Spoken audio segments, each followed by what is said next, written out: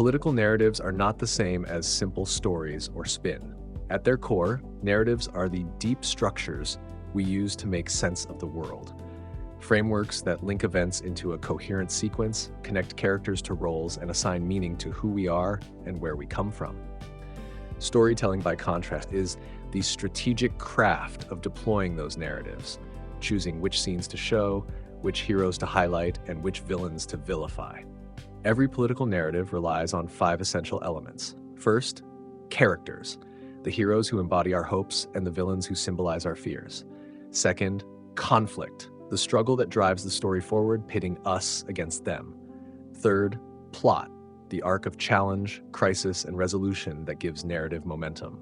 Fourth, setting, the social, cultural, or historical backdrop that shapes meaning. And finally, moral, the underlying lesson or value that the story seeks to imprint on its audience. To understand why narratives matter more than dry argument or data, we turn to communication scholar Walter Fisher and his narrative paradigm. Fisher argues that humans are not primarily Homo economicus, rational calculators endlessly weighing costs, and instead we are Homo narrans, storytelling animals who perceive the world through the lens of coherent, credible tales.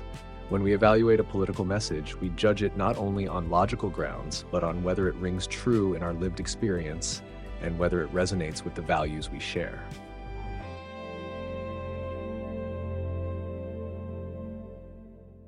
In this paradigm, coherence, the internal consistency of a story, and fidelity, its correspondence with our sense of reality, become the ultimate tests of persuasive power.